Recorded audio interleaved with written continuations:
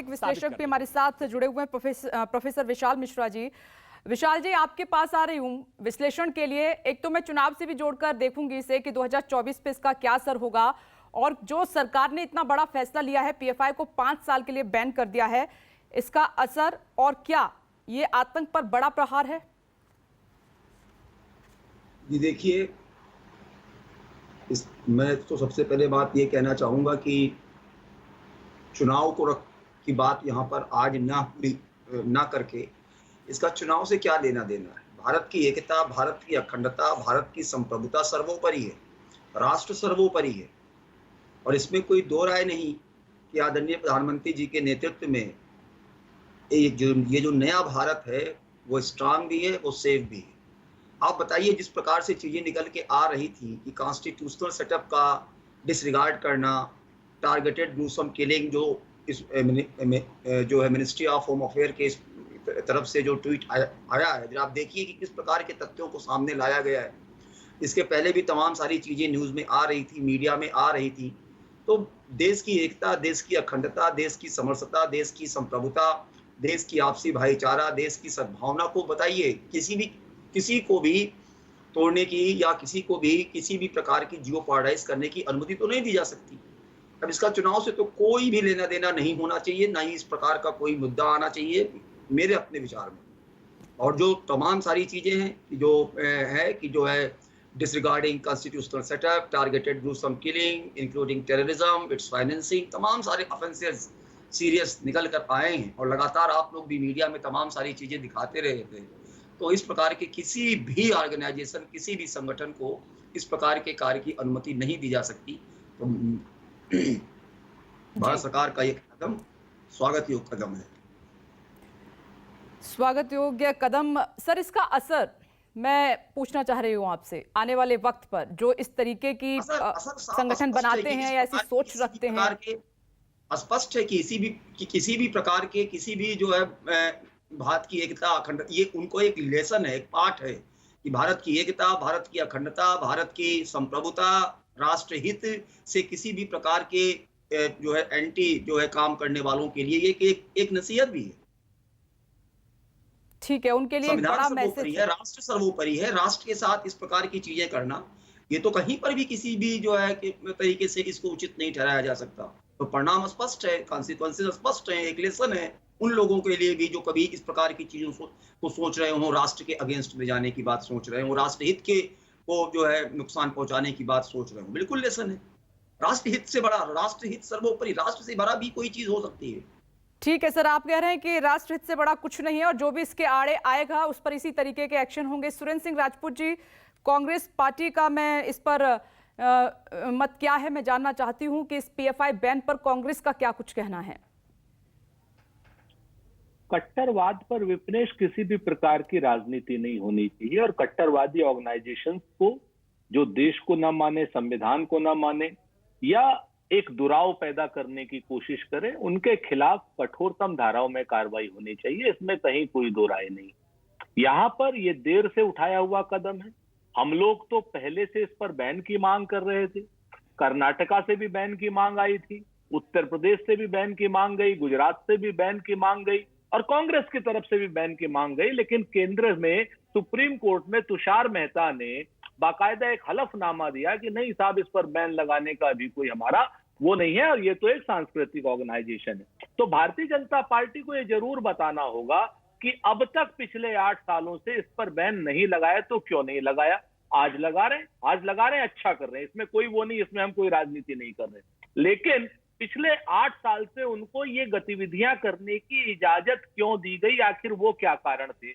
आप कमजोर थे, आपके पास इंटेलिजेंस इनपुट नहीं था। अगर आपके पास इंटेलिजेंस इनपुट नहीं था, कर्नाटका से इंटेलिजेंस इनपुट आया था, गुजरात से इंटेलिजेंस इनपुट आया था, उत्तर प्रदेश से इंटेलिजेंस इनपुट आया था। मैं सरकार किसी की भी हो, मैं कोई वो नहीं कर रहा हूं।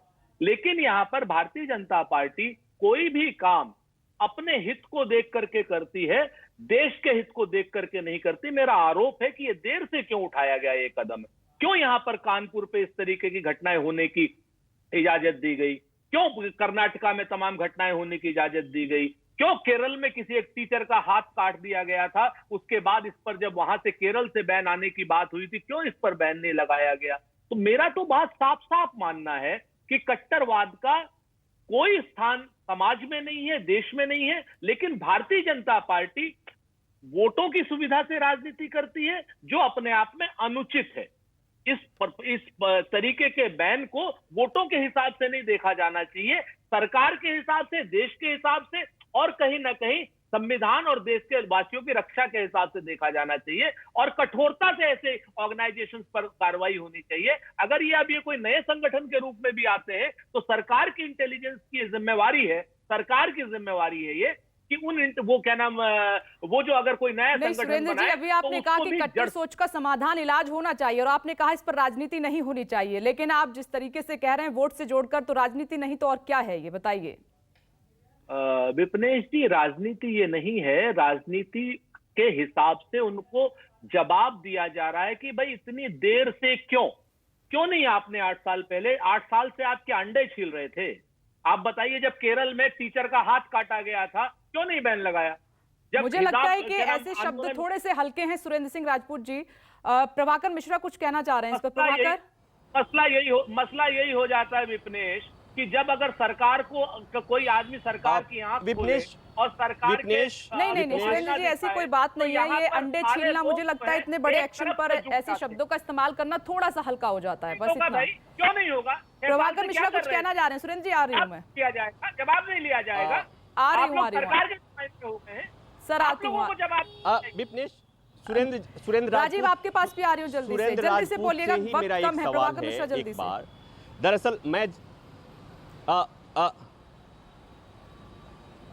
विपनेश, मुझे लगता है कि जब सुप्रीम कोर्ट का मसला आता है तो मुझे लगता है कि अगर मैं किसी कार्यक्रम में हूं और वहां पर कुछ ऐसे तथ्य रखे जाएं जिसे मैं नहीं जानता हूं, तो मेरा हक है कि मैं जानूं।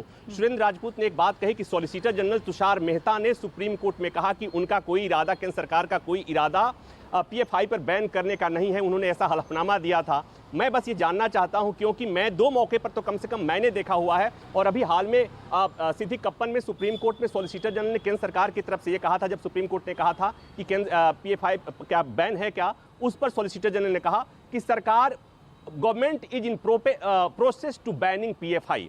तो सरकार PFI को बैन करने के प्रोसेस में है, ये तुषार मेहता ने कोर्ट में कहा था। चूंकि मुझे नहीं पता कि वो कब की बात है, किस केस में, किस घटना में तुषार मेहता ने ये कहा होगा कि PFI को बैन करने का सरकार का कोई इरादा नहीं है। क्योंकि सुरेंद्र राजपूत ने बात कही है, तो मुझे लगता है कि उनको ये बताना चाहिए कि किस केस में, किस मामले में ऐसा तुषार मेहता ने कहा है। 1 मिनट, एक रिएक्शन में राजीव से भी लेना चाह रही हूँ। आ रही हूँ सुरेंद्र जी। राजीव, कुछ कहना चाह रहे हैं आप? विपनेश, मैं ये कह रहा हूँ कि जब हम इन विषयों की चर्चा करते हैं, तब हम सरकार की जब बात करते हैं, तब वो सरकार बीजेपी या कांग्रेस सरकार नहीं होती, तब वो सरकार केंद्र सरकार होती है। जब सियासत की बात करते हैं वो अलग बात है, लेकिन जब राष्ट्र से जुड़ा मुद्दा होता है तब केंद्र सरकार होती है। और सरकार को, अगर किसी भी केंद्र सरकार को ये लगता है, तो उसे पूरा हक है कि वो फैसला इस तरह का दे, और देश की जनता ने उसको चुना है। दूसरी बात यह है कि 2006 में PFI बना था, आज 2022 है। इन 16 वर्षों में 8 बरस प्रधानमंत्री नरेंद्र मोदी की सरकार रही और 8 बरस प्रधानमंत्री मनमोहन सिंह की सरकार रही। तो जितनी PFI की एक्टिविटीज़ को कर्व करने की बात हो, जितनी जिम्मेदारी मनमोहन सिंह सरकार पर थी, उतनी ही जिम्मेदारी नरेंद्र मोदी सरकार पर भी रही थी। तीसरी बात यह है कि 2001 में सिमी बैन हुआ था, आज 2022 है, 21 साल हो गए उसको बैन हुए। 10 साल मनमोहन सरकार ने बैन रखा, 11 साल भारतीय जनता पार्टी की सरकार ने बैन रखा। तो मैं कहूँगा एक जर्नलिस्ट होने के नाते कि केंद्र सरकार ने सिमी पर 21 साल से लगातार बैन लगाया हुआ है।